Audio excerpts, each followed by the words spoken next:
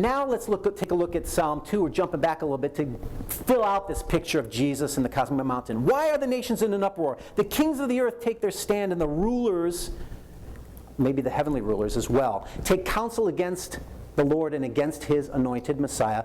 But as for me, I have installed my king upon Zion, my holy mountain. Sound all familiar with what I've been saying? I will surely tell of the decree of the Lord. He said to me, you are my son.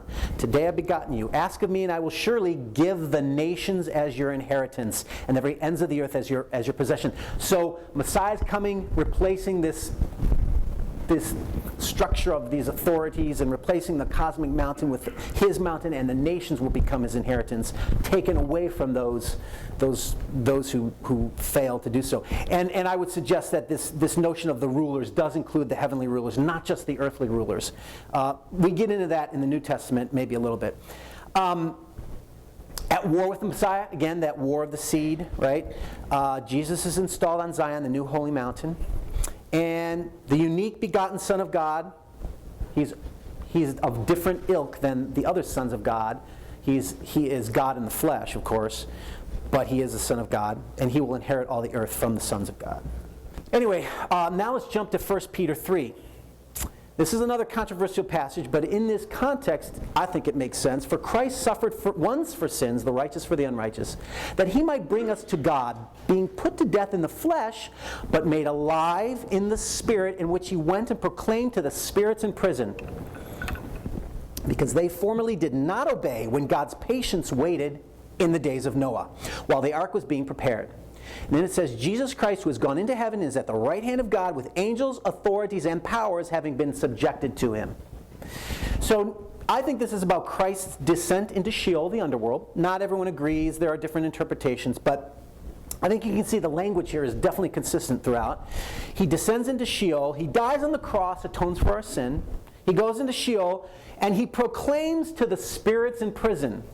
Now, I think that's basically, it's his proclamation of victory, of authority over all those fallen watchers and angels, etc., of which they are. The ones imprisoned are sort of like the mafiosa in prison, while the other ones that are still around, they're sort of connected like that. But the key here is, who are the spirits in prison? Well, I think those are the angelic fallen beings, because it says that they were disobedient during the days of Noah. Well, what was going on in the days of Noah? Those were the spirit beings who came and mated with the daughters of men, right? And they were imprisoned for their rebellion in the flood. I don't think he's proclaiming the gospel like you can get saved or something, or angels can get saved, but rather the proclamation of victory over the powers, the angelic powers in particular, but really all earthly powers as well, but nevertheless. There's this notion in the ancient world, and it's in biblical texts as well, called the triumphal procession. And what happened was, when a king conquered a city or a nation, they would bind up the rulers, whether they were dead or alive, and they would engage in a triumphal procession. It was like a military parade of the losers, right? And they would often go through the city itself, but they would certainly have this parade, and obviously saying, I am king and these are my slaves type of thing. And it's a way to, enforce the authority of the new king, maybe, of the winner, right? A mockery of those other powers that they defeated. So at the cross, it was an irony, wasn't it? It appeared to be a defeat, and Satan thought he had won, right? But ultimately, the cross, and then Christ's descent into Sheol and ascension into heaven, was the triumph over sin and all authority. So this is an ironic in a way. But he goes to Sheol. He proclaims his triumph over the angelic powers of the world. And again, it's not just those who are in prison, but I would say that it's all of them ultimately. Jesus resurrects, ascends to his throne with all the powers of earth now subjected to him. So I think this is connected to that psalm that we read earlier about, how he takes them and will inherit from them. But there still this authority is just the first step. It doesn't mean that, obviously we still see Satan around today, right? So there's obviously this sort of thing that it's inaugurated, but it has to be worked out.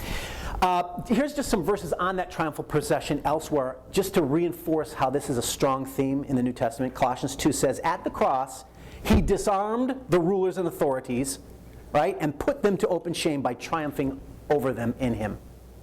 Not just the earthly authorities who tried to put them, because think about this. Remember how way back in the beginning, all these territories have angelic authorities over them. So the Bible, when it speaks of powers and authorities, it really, the earthly authorities are linked to the heavenly authorities behind them. So it often talks of them interchangeably is the point. In Ephesians 1, it talks about how God raised Jesus from the dead, seated him at his right hand in the heavenly places, far above all rule and authority and power and dominion, and above every name that is named, not only in this age, but also in the one to come. Then in Psalm 68, it says, you ascended on high, leading a host of captives in your train and receiving gifts from men.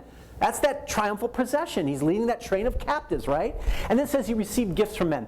The military rulers would also, when they conquered a city or nation, they would demand tribute or gifts. You know, obviously they would take a lot of their riches and stuff, right? But they would demand tribute from them as an expression of their submission. So this is what's happening in Christ's death, resurrection, and ascension. And then on Matthew 28, Jesus says, all authority in heaven and on earth has been given to me. There it is again. He's got all this authority. The principalities and the powers have lost it. He's drawn it from them. Go therefore make disciples of all nations. The gospel goes out to all nations. Not, you know, all people from all nations now can come in through faith. Well, they always could, but nevertheless, there's this emphasis on how the gospel now breaks down those barriers, makes the two men into one, the Jew and Gentile, etc. So we've got the triumphal procession more clear. The irony of the cross, defeat was actually a victory. Christ ascends into heaven with all the powers captive to him. So this is the story that I'm going to be telling in Jesus Triumphant.